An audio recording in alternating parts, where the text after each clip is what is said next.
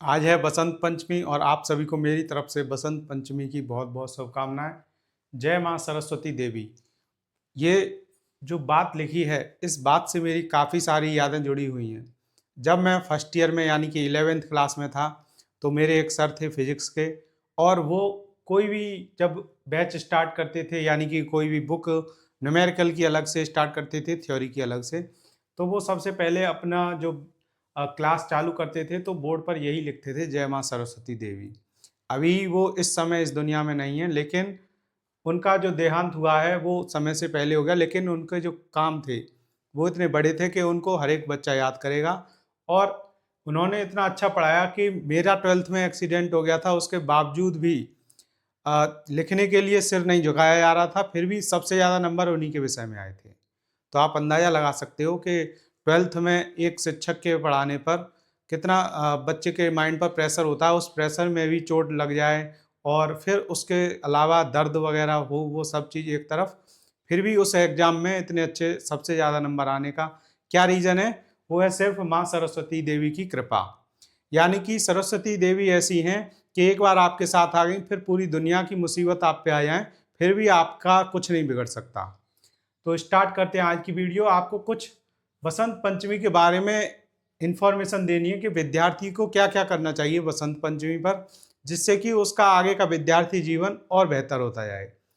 मैं तो ये बोलूँगा कि आपको जीवन भर एक विद्यार्थी बनकर रहना चाहिए, क्योंकि एक विद्यार्थी से ज़्यादा सुखी इस दुनिया में कोई नहीं है। विद्यार्थी कौन होता है? जो किसी से सीखता है कुछ, या फिर कुछ सीखकर किसी और की मदद करे, क्योंकि विद्यार्थी एक दूसरे की मदद करते हैं। आपने देखा होगा आज की दुनिया में सब इधर-उधर रेस में भाग रहे हैं, ना कोई किसी की मदद करने के लिए रुकता है, और अगर किसी को मदद भी चाहिए तो वो उसकी वीडियो वगैरह बनाने लग जाते हैं। बड़ा बेकार ज़माना है। तो सरस्वती देवी की क्यों पूजा की जाती है बसंत पंचमी पर? वो सिर्फ़ और सिर्फ़ एक विद्यार्थी के लिए मैं कहूँगा कि बहुत ज़्यादा फ़ायदेमंद है, और उनके लिए सबसे ज़्यादा ज़रूरी भी है इस पूजा को जानना। तो सबसे पहले मैं आपको बताऊँ, जो सरस्वती माँ हैं, वो ज्ञान, बुद्धि और विवेक देती हैं। विवेक, आप ज्ञान और बुद्धि को जानते हो, लेकिन विवेक को मैं बता देता हूँ कि अच्छे और बुरे का फ़र्क जो होता है, वो हम कैसे समझें कि क्या अच्छा है और क्या बुरा है। उसका जो अगर आपकी समझ आती है, उसको हम बोलते हैं विवेक। यानी कि आपको साफ-साफ दिखाई देना क्या सही है और क्या गलत है। बहुत सी चीज़ें ऐसी होती हैं कि किसी को समझ में नहीं आता है कि ये सही है या ये गलत है। इसका मतलब क्या है? उनका विवेक मर चुका है, और विवेक उन्हीं का मरता है जिन पर सरस्वती माँ की कृपा नहीं होती है। और जिसका विवेक एक बार खत्म हो जाए, उसके बाद ये समझ लो उसकी बुद्धि है ही नहीं। कितना भी उसमें दिमाग हो, कितना भी वो तेज दिमाग का हो, लेकिन बिना विवेक के उसका व्यक्तित्व शून्य हो जाता है। वो बिल्कुल, ये समझ लीजिए, बर्बादी की तरफ चलने लगता है। अब दूसरी बात मैं आपको बताऊं, इसलिए विवेक बहुत जरूरी है, और सरस्वती माँ ही सिर्फ ये विवेक प्रदान करती हैं। आप किसी को भी पूजा करिए, किसी की भी मानिए, लेकिन जब तक सरस्वती माँ की आप पर कृपा नहीं होगी, तो वो आपके पास विवेक नहीं होगा। अभी मैं आगे ये भी बताऊंगा कि सरस्वती माँ ये नहीं कहेंगी आपसे कि हमारी पूजा करो तभी आपको मैं विवेक प्रदान करूंगी। वो सबके लिए एक समान है। आगे मैं आपको बताता हूँ, सरस्वती माँ शांति और सफलता देती हैं। अगर आप सफल होंगे तो आपको शांति मिलेगी, और अगर आप शांति से, आपका माइंड संतोष होगा, खुश होगा, तो आपको सफलता काफ़ी आसानी से मिलेगी। तो ये दोनों ही चीज़ें सरस्वती माँ आपको देती हैं। अगला पॉइंट है, सरस्वती माँ से मिलने का एक ही रास्ता है। तो अब ये वाला जो पॉइंट है, ये सबसे मेन है। इससे आप समझ जाओगे कि बसंत पंचमी पर विद्यार्थी को क्या करना चाहिए, क्योंकि यही तो एक तरीका है कि आप अगर सरस्वती माँ से मिल लें तो क्या होगा। फिर आपका जो बसंत पंचमी का त्यौहार है, उस पर सरस्वती माँ से मिलने से बड़ा कुछ और हो सकता है? नहीं हो सकता। तो सरस्वती माँ से मिलने का एक ही रास्ता है, उस पर चलने का जो तरीका है, उसी से सरस्वती माँ मिलती हैं और अपना आशीर्वाद दे देती हैं वो हमेशा के लिए। फिर आपको ये सारी चीज़ें मिल जाएंगी, शांति, सफलता, ज्ञान, बुद्धि, विवेक। तो वो एक रास्ता क्या है? आपको पता है, ज्ञान और बुद्धि और विवेक, शांति, सफलता, ये सब कहाँ से मिलती है? ये सब मिलती है विद्या से। विद्या यानी कि किताबें। ये नहीं है कि आप ऑनलाइन पढ़ रहे हो तो आपको विद्या नहीं मिलेगी। कैसे भी पढ़िए आप। विद्या यानी कि ज्ञान, ज्ञान यानी कि शिक्षा।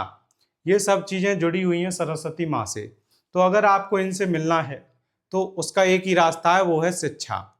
आपको अपनी शिक्षा पूरी करनी होगी और शिक्षा कभी खत्म नहीं होती। यानी कि क्या है कि आपके साथ हमेशा सरस्वती माँ रहेंगी जीवन भर। आप ये सोचें कि मैंने 12th कर ली तो मेरी शिक्षा खत्म हो गई, आप सोचें कि मैंने बीएससी कर ली, ग्रेजुएशन कर ली तो मेरी शिक्षा खत्म हो गई, तो आप गलत हैं। जीवन में शिक्षा कभी खत्म नहीं होती, इसीलिए कहते हैं कि भगवान जो है वो अनंत हैं। तो भगवान भी अनंत है, उनकी शक्ति भी अनंत है, तो फिर शिक्षा का तो कोई अंत है ही नहीं। जिसने शिक्षा को ये सोच लिया कि इसे जल्दी से जल्दी खत्म करूं, तो समझ लीजिए कि वो कहाँ चल पड़ा, इन सब के विपरीत। ना उसके पास ज्ञान रहेगा, ना बुद्धि रहेगी, ना विवेक रहेगा। जब तक आप शिक्षा के पीछे भागोगे, आपके पास ये सब चीज़ें रहेंगी। अब शिक्षा भले ही आपको पूरी तरह से ना मिल पाए, फिर भी आपके साथ सरस्वती माँ रहेंगी। यानी कि आप सीख रहे हो तब भी आपके साथ सरस्वती माँ रहेंगी। तो आप पे ये सब चीज़ें होंगी, ज्ञान भी होगा, बुद्धि भी होगी, विवेक भी होगा, शांति भी होगी और सफलता भी होगी। तो वो कैसे होगी? देखिए, सरस्वती माँ से मिलने का एक ही रास्ता मैंने आपको बता दिया, वो है किताबें, आपकी पढ़ाई लिखाई, आपकी शिक्षा। अब उससे मिलने का जो एक तरीका है, वो तरीका ये है कि ये नहीं है कि आप किताब पढ़ रहे हो, 1 घंटे पढ़े, फिर 10 मिनट मोबाइल चलाने लग गए, फिर 10 मिनट कहीं घूमने लग गए। ऐसे आपको सरस्वती माँ मिलने नहीं आएंगी। उनसे अगर आपको मिलना है तो आपको शिक्षा में ऐसे डूब जाना है कि आप अपनी नींद, भूख, प्यास, पूरी दुनियादारी की चिंता, सारी खुशियाँ, सब कुछ भूल जाओ। सिर्फ आप और आपकी शिक्षा, जो भी आप उस समय पढ़ रहे हो, वो वही आपके सामने रहना चाहिए। तब आपको सरस्वती माँ मिल सकती हैं। और उससे 2 घंटे पहले ना आपको कुछ और आए दिमाग में, ना उसके 2 घंटे बाद। यानी कि लगभग आप 4 से 5 घंटे अगर बैठ के पढ़ोगे, तब किसी एक समय ऐसा क्षण होगा जब आपसे सरस्वती माँ मिलने आएंगी। लेकिन उस समय आपका ध्यान बिल्कुल एकाग्र होना चाहिए। ऐसा नहीं है कि आप बीच में सो रहे हो, नींद आ रही है, तो आपसे सरस्वती माँ मिलने नहीं आएंगी। आपको उसके लिए जगते रहना होगा और पूरे ध्यान से अपनी शिक्षा को ग्रहण करते रहना होगा। ऐसे बच्चों को देखकर सरस्वती माँ खुश होती हैं। और ये अगर आपको ऐसा लग रहा हो कि इसका एक्सपीरियंस नहीं है, मुझे इस सब चीज़ का एक्सपीरियंस है, तभी मैं आपको ये बात बता रहा हूँ। और अगर आपको ये आजमाना है तो आप सुबह के 3 बजे उठ जाइए और सुबह के 7 बजे तक ऐसी जगह पढ़िए, बिल्कुल एकांत है, जहाँ आपको कोई डिस्टर्ब ना करे। तो सुबह के 3 बजे से 5 बजे तक आपको ये लगेगा शुरू के दिनों में कि बहुत तेज नींद आ रही है, लेकिन जब आपकी आदत बन जाएगी, तब आपसे सरस्वती माँ मिलने आएंगी खुद ही। हर एक बच्चे से उनकी माँ मिलने आती है। बस माँ जब तक आपसे नहीं मिल रही है, तब तक उसका मतलब क्या है कि वो कुछ ना कुछ आपको सिखाना चाह रही हैं। तो ये बात अगर आप समझ गए आज की वीडियो से, तो आगे जितनी भी आपकी पढ़ाई है, उसमें आपको सफलता मिलने से आपको कोई नहीं रोक सकता। क्योंकि जब माँ का आशीर्वाद होता है उनके बच्चों पर, तो बच्चे को कोई नहीं हरा सकता। चाहे आप कितने भी मुश्किलों से घिर जाएं, फिर भी आपको कोई नहीं हरा पाएगा। तो आज हमने ये बसंत पंचमी के त्यौहार के बारे में कुछ मेन बातें जानी हैं, और सरस्वती माँ की कृपा कैसे बच्चों पर होती है, कैसे सरस्वती माँ की पूजा की जाए, वो भी मैंने आपको बता दिया है। ऐसी कोई विधि नहीं है कि आप उनको मंत्र बोल देंगे तो वो आपसे खुश हो जाएंगी। जितनी भी चीज़ें हैं, ये सब बाहरी चीज़ें हैं।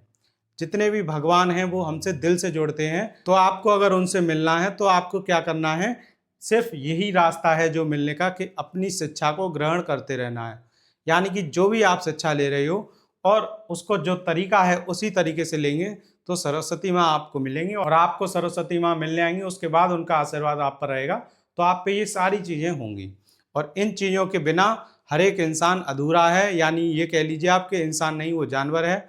और अगर आपके पास ये सारी चीज़ें हैं, तो आप इंसान होते होते क्या बन जाते हो, भगवान बन जाते हो। तो मिलते हैं आपसे अगली वीडियो में। आप इस त्यौहार को अच्छे से मनाएं, जैसा मैंने आपको तरीका बताया है उस तरीके से अगर आप करेंगे तो आपका ये त्यौहार जरूर सफल होगा। एक बार फिर से बसंत पंचमी की आपको बहुत बहुत शुभकामनाएं। जय माँ सरस्वती देवी की।